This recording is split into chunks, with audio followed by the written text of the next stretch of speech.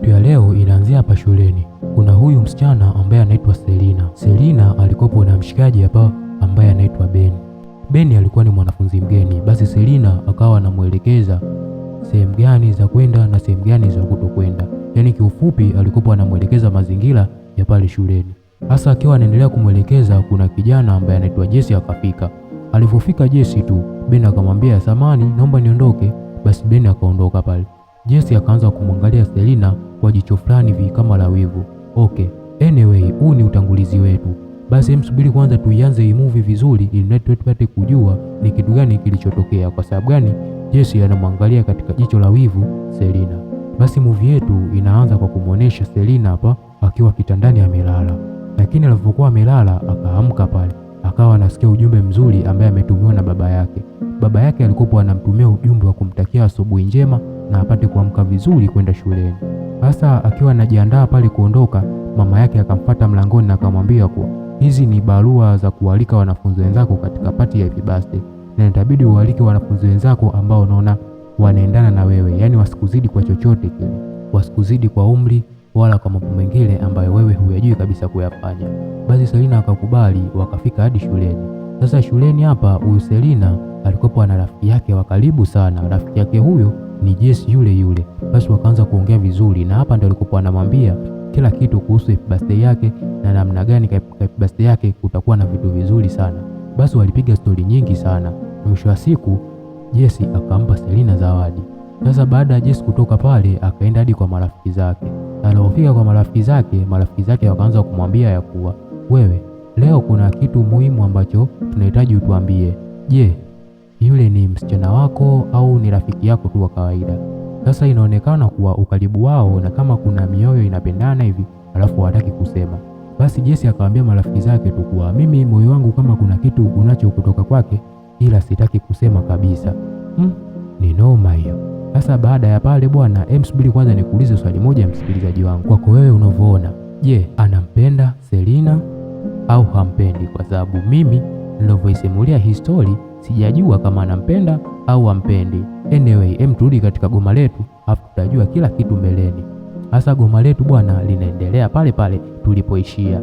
Tumeishia sehemu ambayo huyu mshikaji alikuwa anaulizwa na marafiki zake kuwa yule Selina ni mtu wake au sio mtu wake, lakini mwamba alikuwa anakataa kabisa kwa kusema yule sio mtu wangu. Hasa bwana, siku ya mbele yake kuna huyu jamaa ambaye ni bonge hapa alikuwa anamfuatilia huyu msichana. Alofika hadi pale akaanza kumwambia kwa inabidi amuelewe, kwa sababu kila siku anamzongorosha alafu amwambii chochote kile na wala hampi nia yoyote nzuri ya kumuonesha kuwa yeye anamuelewa. Basi akaanza kumwambia kwa mimi wewe sikutaki na wala sitaki mahusiano nawe yoyote. Muone mwenzako yule Jesse anaonekana yupo vizuri kabisa, ila wewe unaonekana ovyo kabisa. Muda ule ule Jesse na Selina wakafika pale, akasema nimekuja kuwaletea barua hapa. Sasa inatabidi niwape, sijui nimpe nani, nikupe huyo au nikupe yule. Bigi akaondoka pale, lakini alipoondoka akamwambia kuwa nakuchukia Jesse. Inaonekana kama Jesse anapendwa na msichana ambaye yeye anamtaka. Jesse akamwambia mimi nakupenda hata kama unanichukia. Basi ikaishia vile. Sasa kesho yake tena asubuhi inamkurupusha meseji nzuri sana bibi Selina. Ni baba yake yule yule ambaye amemtumia meseji. Akaanza kumwambia, binti yangu nakuomba uamke vizuri na ujiandae kwenda shuleni na siku yako ya leo iende vizuri kabisa. Basi bibi alifurahi sana kusikia meseji kama hile kutoka kwa baba yake. Hasa hapa shuleni hapa huyu mwamba ambaye ni Bigi alikuwa na Jesse wanapiga zao story. Anasema kuwa kusema ukweli yule msichana mimi nampenda, lakini namuona kama simuelewi hivi. Anyway nitampata. Sasa baadaye bwana darasani mwalimu anafundisha, mara ghafla kuna mwanafunzi mgeni akaingia. Mbona umechelewa? Samani, mimi ni mwanafunzi mgeni, basi njoo mbele ujitambulishe. Akaenda mbali akajitambulisha kuwa yeye anaitwa Beni na ni mwanafunzi mpya katika ile shule. Basi kuna wasichana wengine wakaanza kumwangalia kwa jicho la husda kama jicho fulani vile la kumtaka, lakini akasema kuwa usimtake na wala usimfanyie chochote kile, huyu ni mwanafunzi mgeni. Basi baada kukaa pale kwenye siti akamwazima Selina peni. Basi Selina akampa peni, na ule ndio mwanzo wa kufika Ben pale shuleni. Hasa mida baadaye Ben akamfuata Selina akamwambia kusema kweli umeniokoa sana siku ya leo, bila wewe mimi nisingeweza kabisa kusurvive. Akamwambia hakuna, hata mimi mwenyewe siku ya kwanza nilipofika hapa shuleni lazima kuna kitu tu nilikisahau, mimi nilisahau socks. Basi sawa, basi wakajuana pale. Akamwambia kwa mimi naitwa Selina je, wewe? Akasema mimi Beni. Tunakujua, ulishajitambulisha pale. Basi sawa. Basi ndio ukaribu wao ukaanza vile.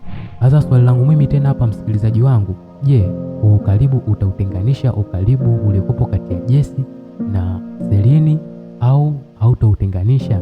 Basi mimi sijui. Majibu yetu tutapata tena simulizi hii. Hebu tuendelee na mzigo wetu.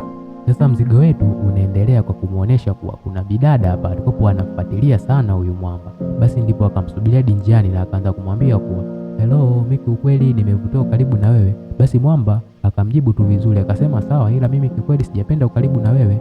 Sasa huku upande wa pili kuna kikao kilianzishwa hapa na marafiki zake Jesse. Wakaanza kumwambia kuwa yule mwanafunzi mgeni yule aliyekuja kama kuna kitu hivi ambacho anakifanya, alafu sisi hatukielewi kabisa, kwa sababu tunamwona yupo karibu sana na msichana Selini.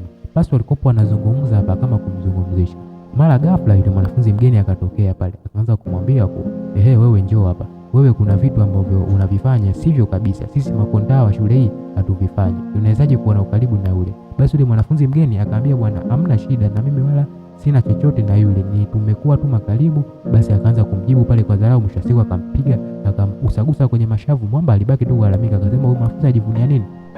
Lakini kaishia vile. Sasa nyumbani bwana, bibie Selina alivyorudi nyumbani akaanza kuongea na mama yake. Mama yake akamwambia kuwa nitabidi unipe kadi nyingine, kuna mwanafunzi mwingine itabidi nikampe. Akamwambia huyo mwanafunzi mwingine ana miaka mingapi? 22 hadi 25. Ni mkubwa sana, lakini ndio hivyo. Sasa alipofika shuleni akampa barua ya mwaliko yule mwamba Beni. Kumpa basi Beni akasema atahudhuria. Mara ghafla muda huo Jesse akatokea hapa. Akaambia usitake kuniambia kwa na yule umempa? Ndio nimempa, kwani si mwanafunzi mwenzetu? Akasema yani wewe unafanya vitu bila kunishirikisha, ila poa tu. Basi wakakubaliana pale, unajua tena ni urafiki. Sasa huko upande wa pili wa Beni alikuwa anaondoka zake, yule mdada akamsubiria pale njiani, akafika pale akambandanisha, akamwambia msubiri, kuna kitu ambacho nataka nikuelekeze hata katika masomo.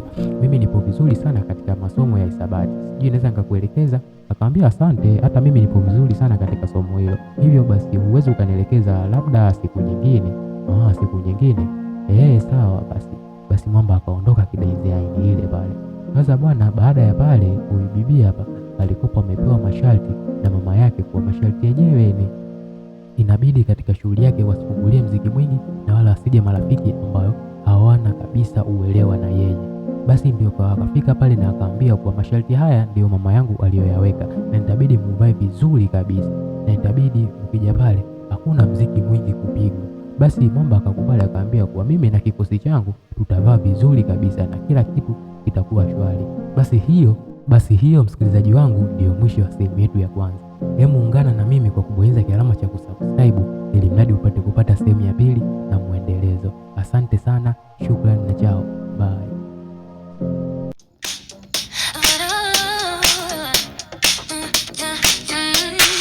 Wake up to the morning light, coffee brewing, feeling right. Got that rhythm in my soul, taking life and taking